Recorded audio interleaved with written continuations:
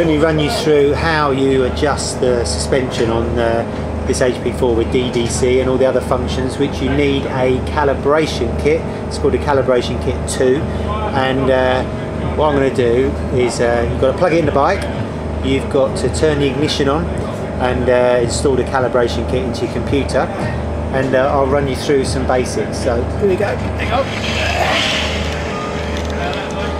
Right, here's my computer.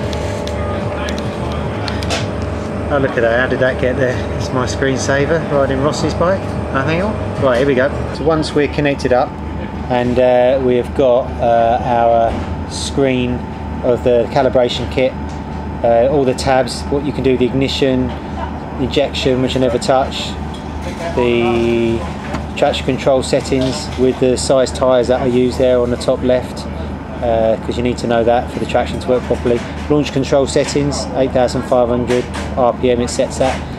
The DDC suspension, ABS, quick shifter, pit lane limiter, fault memory, and adapts. Don't know what those last two are, to be honest. Here's the DDC. So you got this is the thing you really want to look at when you're adjusting the suspension. 1, 2, 3 and 4 refer to rain, sport, race and slick. That's it.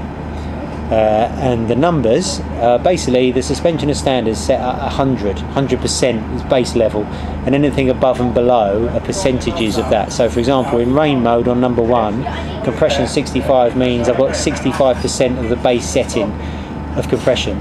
So basically it's a looser compression setting to standard.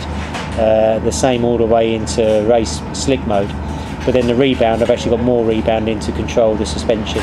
And that's on the forks. On the rear shock, see I've got 110% compression all the way through, and more rebound than standard as well.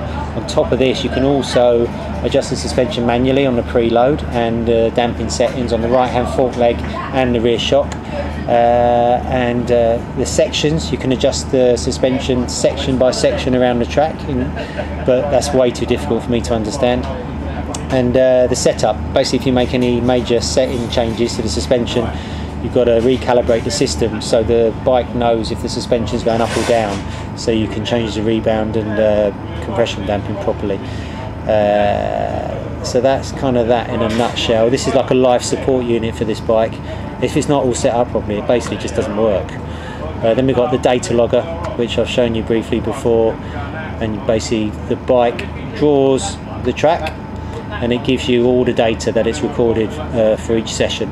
So everything from suspension movement, so if you have a look at this box here, the light blue suspension, front suspension, the purple's rear, this green one's revs, the red one is speed, the orange one is your throttle grip position, and you can have up to 36 channels of information, which if you put all them squiggles on the same screen, you won't be able to understand them. But what also they give you, which is quite nice, is little easy to manage Fisher-Price graphs that quickly shows you what you're doing around the track. So this is like a speed map. It shows you corner speed, straight speeds, revs, gears.